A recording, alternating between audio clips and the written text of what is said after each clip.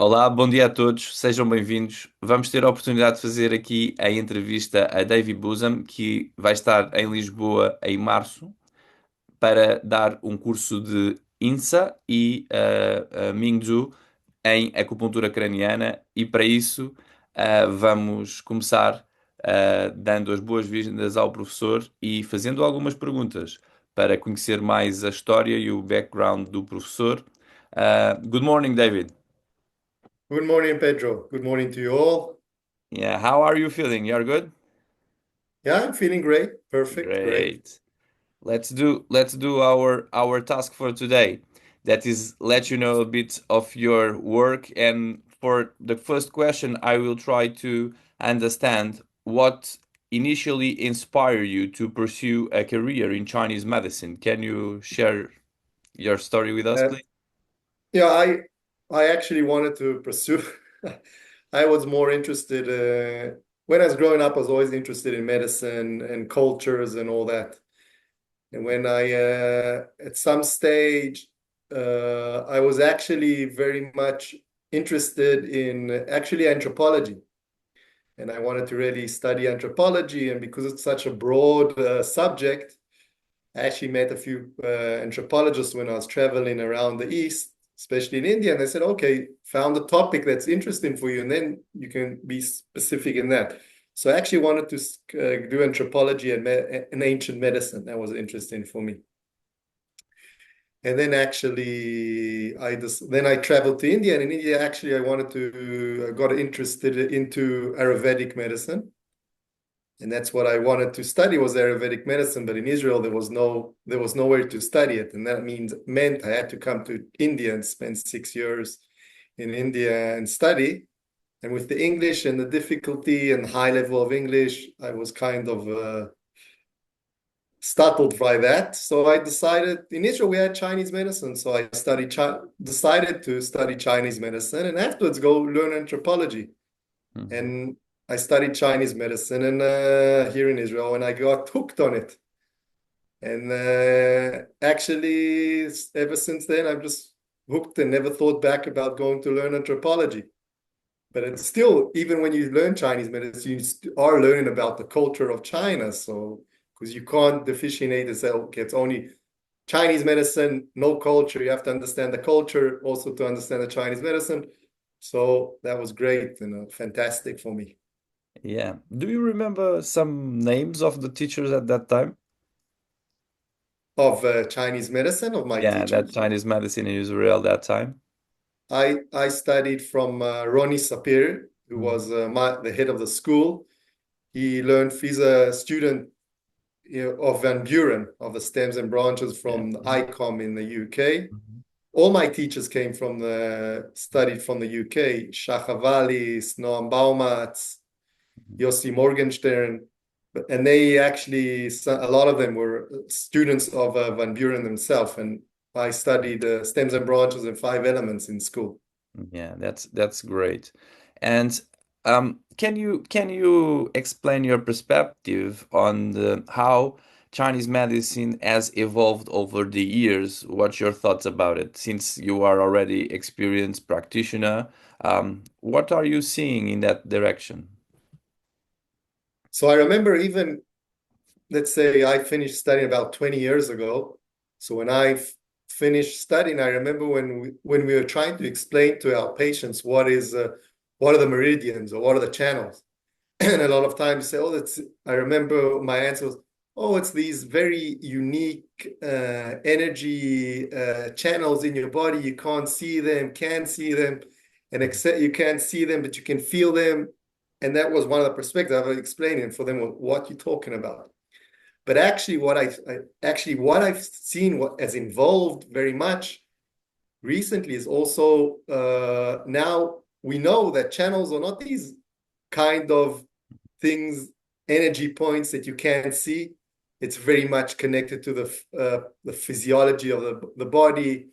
See a lot of the correlation between the nerve system, the blood vessels, the lymph glands. So I think that it's starting to emerge together what maybe the Chinese used to speak about, and also what Western medicine speaks about.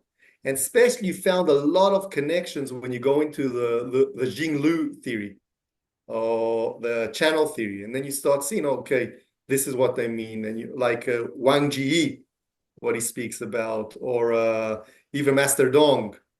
And you're starting to see already a strong correlation between the physiology and anatomy, and to understand that Qi is in the body, it's a function, but also the channels are not only these kind of invented or imaginary energy points, but it's actually physiology. You can see it. And I see it a lot in my work. And one of the, I think the largest importance is all the research in Western medicine of the idea of fascia. And suddenly when you start seeing how the fascia correlates with the body and how it functions, and you start seeing a very strong connection as what they speak about the channels. So you're starting to really, these two worlds are starting to merge together and to become very much integrated. Yeah, true. And other point, just for us to talk and think a bit, that is nowadays everything is pointing to a name. You have to name it. That's Yeah. not the perspective of Chinese medicine, right? No. That's something that we need to address because a lot of people may ask, why should I do YNSA or Yamamoto new scalp acupuncture and not apply other techniques? That's not the point, right? We are here to try to, how do you integrate YNSA with traditional Chinese medicine, right? That's the question. Can you explain us a bit how do you do that in your daily routines and practice and your clinical uh, hospital practice in Israel? So first of all, YNSA is a microsystem, and we just like Chinese medicine, that's the whole. YNSA is in some manner a microscopical, or you could say, system of just like in Chinese medicine, we come and we do our diagnosis, and we do our TCM diagnosis, or stems and bronch, 5 elements, whatever you're doing your diagnosis, and you choose the points accordingly. But and use those points on the patient. Okay, if it's Qi deficiencies, liver, you have certain points for that. And then because it's like more of a large microsystem, not a microsystem, it's a whole big unit compared to like YNSA, then you don't see that you kind of repeating yourself. And in YNSA, a lot of times, because the unit is very, very small, it's a microscopical system that has a strong, vast influence on the patients itself, but more into the idea of how the nerve system functions. You kind of retune in the brain. Just like I think in TCM, you kind of retune in the brain in some manner and getting functions to function in a certain manner in one's perspective. But in YNSA, it seems like you keep repeating yourself because it's so small, so you see it again and again and again. But you have a diagnosis that you can use. And that diagnosis you can also use for TCM, for example, like for channel palpation. So instead of using, from my experience, a large palpating the channels, I have a neck diagnosis, and according to that, I know which channel might be affected or damaged. And just to make sure I'm correct, for example, if I come and palpate, we have the neck diagnosis. Palpate, let's say, for example, stomach channel or stomach organ there's a problem that has to be needled. So a lot of times I also correlate it with palpating the stomach channel, and suddenly I start seeing a correlation between the two. So the very strong connection between doing channel palpation and the neck palpation of Yamamoto. So I work with that, with these two systems together. Also, I use a lot of pulse diagnosis a lot of times. And for example, I do my pulse diagnosis and do my TCM diagnosis or whatever, 5 elements.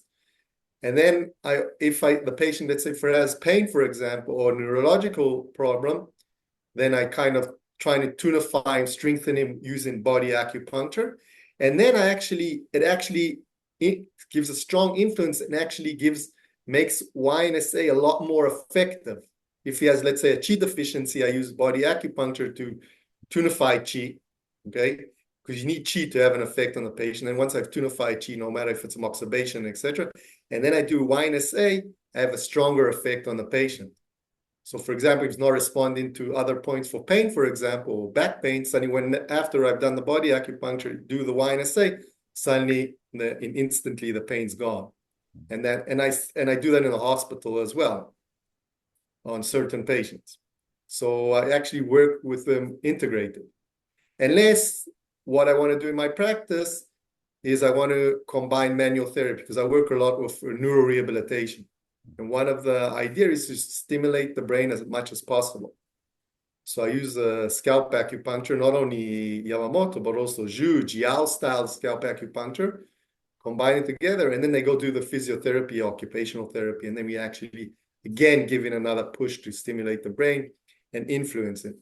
Zhu says that actually scalp acupuncture is like unlocking the door, and then the manual therapy that the patient does is working through the door. So a lot of times in the hospital, I only do that because I want them to be mobile at the same time with them, and needles are inserted. And the results are amazing what happens in the hospital. Like even the physiotherapists, they can come and say, start a session with a patient and they see that the patient's unbalanced. They'll say, okay, can you do a few points to balance him out? I do a few points and suddenly they see an amazing improvement in his balance and they can practice for longer with him. So it's very integrated there. Yeah. And one thing that we can think as a practitioners that we should pointing ourselves to the future, right? And the future is the ability to manage all the systems you can identify and learn and try to make a kind of summary of that practice. And you are talking about Yamamoto's, Wang Jui, Dongshu, and all the techniques we can apply. It's a possibility to bring and try to do the more modern acupuncture, like being a mainstream on healthcare. What do you think that could be the biggest challenge on bringing Yamamoto's, for instance, for the mainstream healthcare? What's your thoughts about it? So actually, what I think is one of the advantages compared to like Chinese medicine or TCM, as we go, the translations of all the ancient books and texts are improving. So we're getting a lot more information coming out from the translations.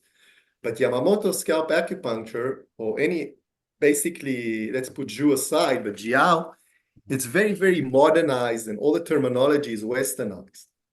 So it's actually very, very easy to explain to a Western physician what you're trying to do because that's the terminology. So that, okay, like Jiao, it's a style of scalp acupuncture is very easy because everything corresponds to the neuroanatomy.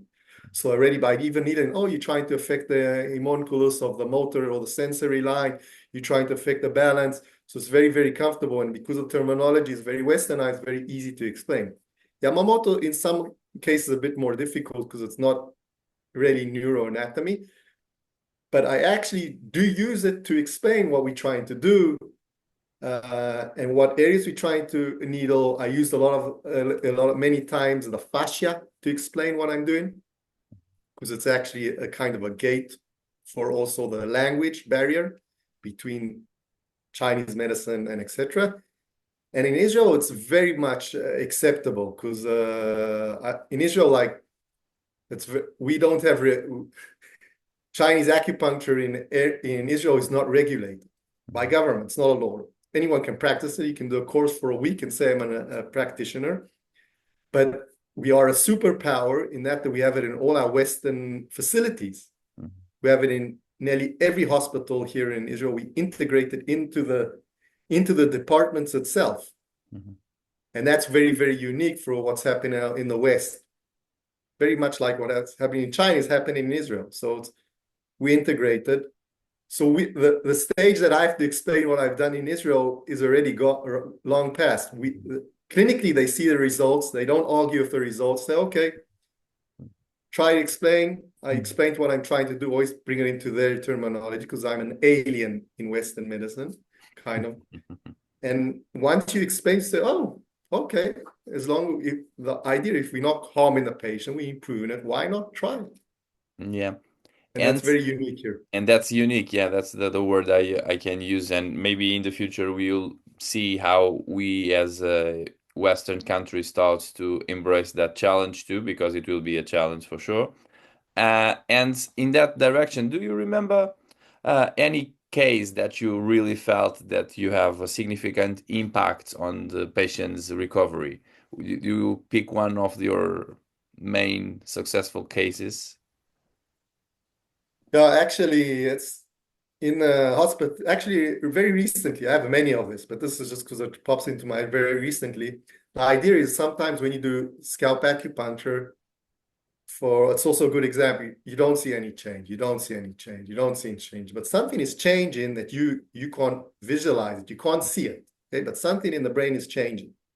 And this is an example of a good patient. This patient who had a stroke, for example, he suffered from a stroke with paralysis of his left hemisphere, left side of the body due to a stroke on the right side.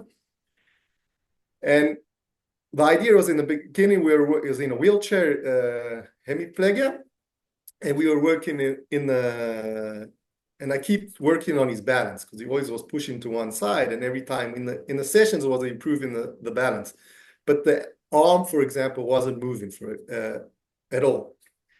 And then I remember that he finished his.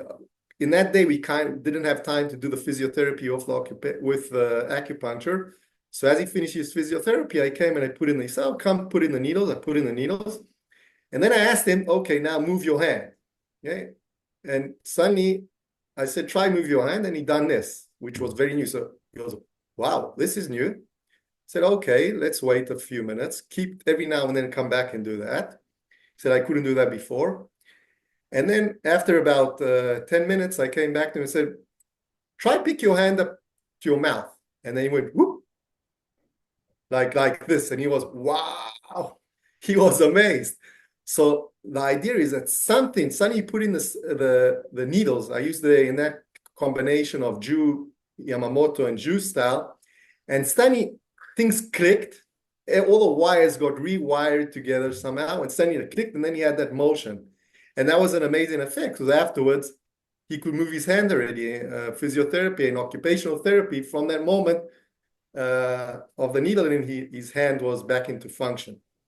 And then they started to work on the fingers to get the fingers moving. But that was just very recently. And they could say that scalp acupuncture, because it happened at the moment of the scalp, and there was no change. And after about 10 minutes, things changed. So that I can say was done because of the scalp acupuncture. Yeah, and one thing that's for everyone that is listening, the question is sometimes the most important change is the first for that kind of patient, right? Yep. That's And one, something that, sorry, that's something yeah, that we need to approach, because the how to be able to manage the efforts, to use the three models that you stock, the Jiao, Ju, and Yamamoto's, but try to really embrace the change of that body. And that's, you have several experience, you have a book, you have a long road on neurorehabilitation. And that takes me to our last question for today, that what the question may be, um, there are any kind of upcoming projects or research initiatives that you are currently working on? What is your reality in that field now? so Because I'm not too much of a researcher. I'm yeah. more interested. I'm more, there was a period of time that I was doing research on, we were seeing how Yamamoto, in that time was only Yamamoto, how it influences the walking speed of patients that had walking disorders due to some neurological problem. Could be stroke, could be neuroskeletal disorders. And it had very good results, that research we were doing. After that research, I kind of put the research aside. One of the reasons was because I was feeling that I was too much trying to influence the research, and I was less seeing the patient in front of me. So, and I saw how I was influenced. I wanted good results, and I was influencing how I was treating the patients, even in my subconscious. So I decided at some stage I'm not interested anymore in doing research because I'm more interested in the welfare of the patient itself. I'm more of a clinician. And actually, recently, we started to get very, very good results of phantom limb pain. See a lot of also orthopedic rehabilitation. See a lot of patients undergoing that have amputations, and we're getting very, very good results. Even people that have for already couple of years phantom limb pain. So this is something we build in our research to see how scalp acupuncture can influence patients with phantom limb pain, but also with what's it called? There's another word for it, that it's not the stage only of phantom limbs, but when you had your first amputation and there's damage to a certain area, but it hasn't developed a phantom. Also, regional pain, something like that. Regional pain syndrome after amputation. So those are the two topics we build in a protocol, and it's very, very, because here we have specific points that we know that work fantastically. So instead of doing the whole diagnosis, this is what they like to do in science. They want to know specific points, for example, the specific drug compared to the placebo. So you can do very comparative too. So we have specific points that have this effect, and we want to try and see how it affects the patients. Yeah, that's great to know because sometimes things happen, right? And people need to have support on the results for their lives. Well, Yeah. David, it sounds like we finish our interview and talk for today. Thank you so much for your Thank time you, and Pedro. attention. Yeah, Thank you. and hopefully we will see you in March. Great. So Yeah. see you here in Lisbon. Thank you so much Yeah. for your time. I forgot to mention, all I've mentioned, Avi, who teaches with me, and also we've been teaching for many years together, he has the same experience with me, the same teaching experience. I'm just always in the front explaining what we do, but he works in neurosurgery today and using Yamamoto in hospital. So all our courses, every time, because of his experience, my experience, always very integrated Yeah. and Some, very, and it's not only the technique itself, but it's all what around it as well. yeah, the sharing process and the learning curve that people that attend to your classes Yeah. can receive in terms of clinical perspective and the technique. That's Yeah. something that they are the both possibilities. So have a nice Sunday. Thank you so much for your Okay. time. Enjoy your Thank you. time with your Have a family. good day. You too Have a all. good day. Bye. Bye.